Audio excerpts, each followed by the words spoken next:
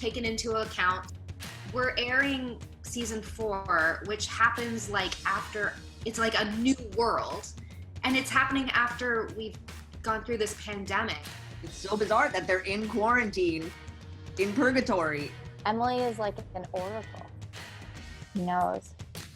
I wasn't part of the frogs. How was that? I have some really funny behind-the-scenes video of Varun trying to catch the frogs. Wait till you see it, Mel. It's awesome. Waverly, do not step on your girlfriend. We had to shut down the set for 30 minutes to look for this frog. They found it. It was already back in its box. It had never left. No animals were harmed, and we made sure of it. Yeah. The whole production stopped. And all the crew, like you can see all the crew with their flashlights in shorties looking for this tiny frog. Then it turned out we just miscounted and the frog We miscounted. It was already, it was in its, yeah. Okay, got it. Nedley in the hat, just chanting. Greg also lost his mind doing it as Kat was losing his mind, Greg was losing his mind. All he was doing was just chanting, whispering to himself, drinking fake beers, and just like, I think getting drunk off it. It was so kooky. I don't know how much I saw of your work with the frog. I was a little bit disappointed I didn't actually get to kiss a real life frog. I got to kiss oh yeah, that plastic frog. A plastic frog, and definitely cannot compare to my lovely love. It was just like Wynonna at its like best, really. It was like, of course we're kissing frogs, of course you're in a frog, like there's just total madness going on, and yet the stakes are so high. So it's like, again, playing that stakes are really high, but we're also talking about frogs, how to get that balance right.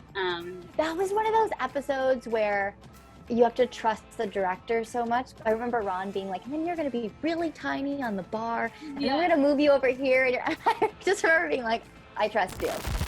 Talk about an amazing young actor whose name actually is Billy in real life. He brought it, man, and to really be like doing a very big performance and very exposed. He's like playing multiple versions of like Possessed, and then the true Billy, and then Nicole's inside of him.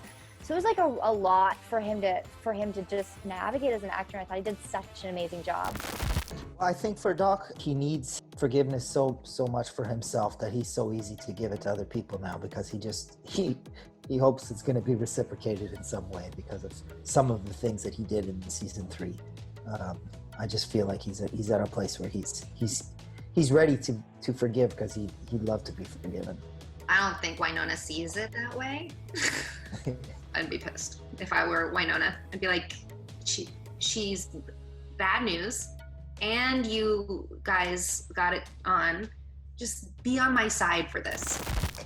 These two, man, can they just get on the same page already? I think the sworn woman thing is a very old-fashioned concept, and the idea of women being sworn for bad behavior is very dated and sexist. The truth I've always thought about Wynonna and Rosita is they're so much alike. They're both survivors. They both make the really difficult choice to keep going, even if it means hurting people, just to be able to fight another day. And I think that's why they actually connect despite themselves, which I really like in this episode, is realizing they have so much in common. They're both so strong and so savvy that really they should be friends, but the world seems to want to pit them against one another because they're both strong. So them kind of realizing there's room for both of them in the world is really satisfying. That's such a good answer. It blew my balls off. Oh, good. I hope it just cuts out and it just sounds like I'm saying something really horrible. I have powers you cannot comprehend. Oh, same, bitch! There's a darkness to Waverly that we haven't quite got to the bottom of yet. No, I think she's just like, no one's going to take the love of my life away from me any longer like that. I'm done with that. I think that when she goes there, she's like, it's down to me. Like, I am not going to let this happen. And she goes and that's what unfolds. I still think that Waverly really struggles with like hurting people and killing people, and afterwards I think it's like a big game of like trying to not think about what happened. Something had to be done, so I think it was down to Waverly to do that. It's funny that Waverly is kind of out of options versus Wynonna has tried none of the options. There's so many deer in that scene. Do you remember that? Yes! The deer are like, excuse me, we're eating over. It was cool. It was so cool. There's a lot of deer Easter eggs, so it's very cool. when Wynonna takes the old choice, which in Doc's eyes is the choice of more violence, I think he's just done with it. He's ready to move on and just become more than what they were. So I don't think he's disappointed in her, but he's definitely disappointed in he's moved past that point, and he's disappointed that maybe she hasn't. You know, it's that thing where somebody makes a realization in life that's so groundbreaking to them, and that it shifts their whole view of life, which is what has happened to Doc. But Wynonna hasn't had that internal shift. They just can't meet at the same place. And so I don't think it's that Wynonna, I think she can see he thinks what she's doing is wrong, but she's not where he is. So the only way for her to take it is, you think I'm a bad person. Like, it's a moralistic thing, and I'm not good enough for you because you have this new view of life and I don't fit into that. So it's just like a really painful, this is, you know, she makes it about her, as I think we all do. And I think the most tragic part of all of that is that at the end of the day, the burden doesn't fall on anyone except Wynonna. So she doesn't have the luxury to change, you know, because at the end of the day, it's always going to be Wynonna who's got to deal with the curse or save the day anyway. So it's tough, because as much as Doc much needed to let go of the past. So I love where we're going in 406. I also think there's irony in the fact right now that, like, at the end of episode 6, Doc and Wynonna Earp are at odds, for better or for worse. Nicole Hart, will you marry me? I love that we got to kind of redo the engagement in a more official way. That was always something that I was like, oh, I feel like it wasn't definite enough, I guess, or it was sort of, it needed its moment. And I like that they didn't get that yet, because it wasn't the right time for that moment before. But I really loved, like, that It was so beautiful. I'm so beautiful. excited to I'm see so it. excited for people to see that. I think from Waverly's side, I think it was really important for her to be the one who proposed in that moment. And I think there's like a few different reasons for that.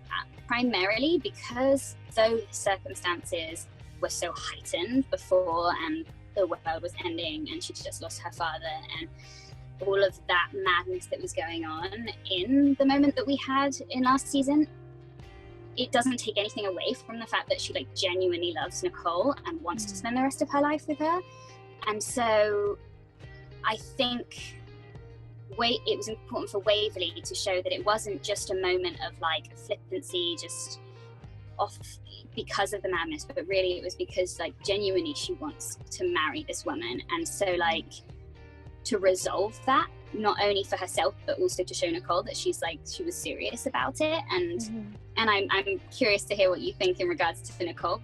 Even though all the crazy, and even though the heightened emotions, I meant it. Yeah, exactly. And to own that, and to, you know, take that moment again. And I think it was sort of a nice full circle moment of like, I think there's always been these lovely moments peppered in where, you know, I would never want you to be someone you're not.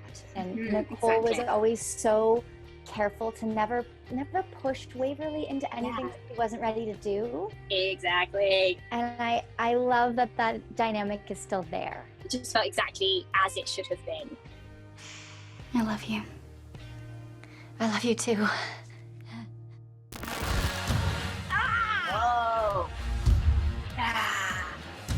Yeah, I'm ready. The one thing that is interesting for Wynonna is we were very lucky in that 6 really feels like a natural end. And then I feel we won't fight the fact that some time has passed, maybe between the end of 6 and the beginning of episode. Cool. I think that WayHaught's engaged, but I think it's even more pronounced if maybe there's been a distance between Wynonna and Doc when we kind of come back to the back half of season 4. Cool. And I would say, like, not all the Clantons have been accounted for. You know, I think we have a lot to look forward to, but I don't think it's going to get any less crazy.